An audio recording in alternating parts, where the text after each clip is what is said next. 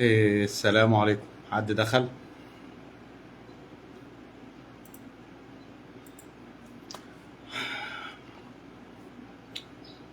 السلام عليكم. محدش لسه دخل. نقفل الو. السلام عليكم. طيب.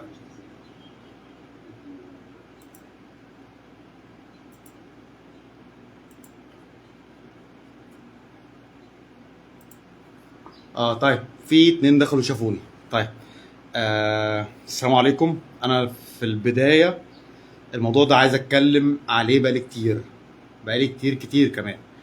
الموضوع اللي هو قلة الادب مع ربنا، ان انت تستخدم جمل وبتستخدم تعبيرات مع الله سبحانه وتعالى ما ينفعش تستخدمها مع واحد مسؤول امني، فرد امن.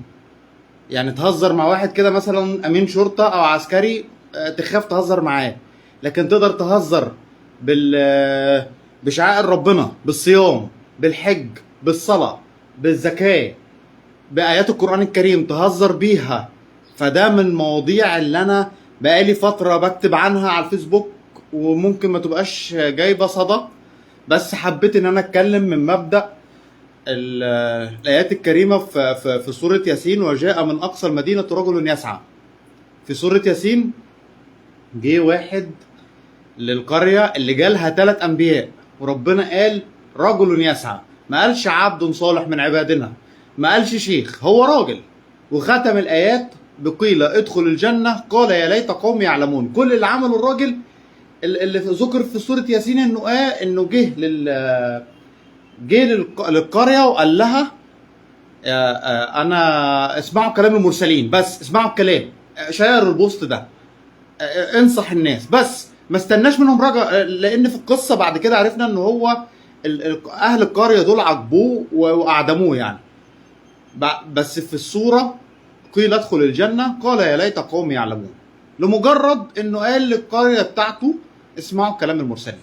فاللي انا عايز اقوله ان انت النهارده مثلا حاجه زي الدوري السعودي، في ناس تلاقيها كاتبه ايه، ياه ان احنا هنعمل فانتازي للدوري السعودي واللي يكسب حج وعمره. تلاقي ناس داخله وعامله ها ها ها، عامله رياكشن ضحك. طب معلش في الكلمه، الحج ده فريضه من اركان الاسلام، فريضه. الحج لمن استطاع اليه سبيلا. انت بتهزر بركن من اركان الاسلام.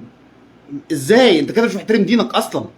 وتلاقي واحد مثلا في الحر حاطط صوره احمد عبد العزيز وكاتب عليها احد احد. هو انت عارف احد احد المقوله دي المقصود بها الله سبحانه وتعالى؟ مين اللي قالها؟ واحد من الصحابه تحمل عذاب علشان ما يشتمش سيدنا النبي، فكان بيقول احد احد. طب المقوله دي اتقالت في ايه عشان يوصل لك الاسلام، عشان يوصل لك الدين، ان في ناس تعبوا على ما يوصل لك الدين ده. فانت داخل تحطها على صوره كوميديه وتضحك بيها الناس وتقول احد احد. انت ما بتحترمش دينك ليه؟ احنا معانا مسيحيين في البلد، انا عندي اصدقاء مسيحيين وانت عندك، وده عنده وده عنده وده عنده. المسيحيين بيصوموا فتره كبيره من السنه. شفت كام واحد مسيحي بيتريق على صيامه؟ شفت كام واحد مسيحي بيتريق على صيامه؟ وكمان في الكلام مع ربنا سبحانه وتعالى، نتفرج على فيلم اللي بالي بالك، لا، الليمبي بتاع محمد سعد، واقف سكران ماسك سيجاره وبيقول لك يا رب انت عارف بقى. دي اسمها قله ادب مع الله سبحانه وتعالى، دي قله ادب مع ربنا. يا رب انت عارف بقى. ربنا اللي بيقول واذا سالك عبادي عني فاني قريب اجيب دعوه الداعي اذا دعاني فليؤمنوا بي وليستجيبوا لي. يعني اؤمن بربنا واستجيب له، ادعي له. ودي الحاجه الوحيده اللي ربنا ما قالش لسيدنا محمد قل في القران الكريم. فانت تروح وانت بتكلم ربنا تقل ادبك عليه، تستهزأ بوسيله تواصلك مع الله سبحانه وتعالى اللي هي الدعاء. انت النهارده لو بتتكلم مع امين شرطه، باشا صباح الفل ورافع تعظيم سلام. حصل من كام يوم ان مهندس مصري بيهزر مع ضابط في الكويت، الكويت رحلته. ده بني ادم مع بني ادم، ما بالك بقى برب العالمين اللي خلقك. فلما تيجي تدعي وتقول يا رب ما تحطش صوره محمد هنيدي وهو بيعمل 1 2 3، وتقول يا رب انجح واتجوز و3 مليون دولار في البنك ومش عارف مين يكسب. والله يا جدعان ده لو لعيب كوره من اللعيبه بتاعت اليومين دول الناس بتجري وراها، هنكلمهم باحترام اكتر من كده، هتلاقي ناس تدافع عنه اكتر من كده. دي نقطه. النقطه الثانيه او الثالثه او الرابعه، انا سرحت. الواحد بيتعامل مع الله سبحانه وتعالى يعني بأدب، ما يستخدمش آياته في الهزار، زي مثلا ما عمل احمد حلمي في فيلم تقريبا اللي هو كان طالع معاه من عرفه، او الفيلم بتاع زكي شان اللي كان بيقول ده كلب وده مدرس هو يخلق ما لا يعلمون. الآية الكريمة بتقول والخيل والبغال والحمير لتركبوها وزينة ويخلق ما لا تعلمون. فربنا كان بيقول للصحابة، بيقول اللي نزل فيهم القرآن ان ربنا هيخلق حاجات انتم مش تعرفوها، واللي احنا شايفينها دلوقتي زي القطارات والطيارات والكلام ده كله. ما ينفعش ناخد الآية الكريمة ونحطها في سياق هزار او سياق ضحك، ما ينفعش. انت كده يعني بتقل ادبك على ربنا، ما بتحترمش شعائره.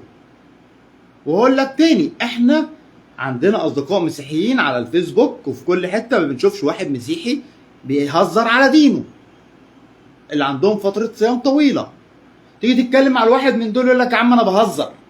يا عم الحديث بيقول في صحيح الترمذي ورواه البخاري ومسلم ان العبد لا يتكلم بالكلمه لا يرى بها باسا يهوي بها في النار 70 خريفا.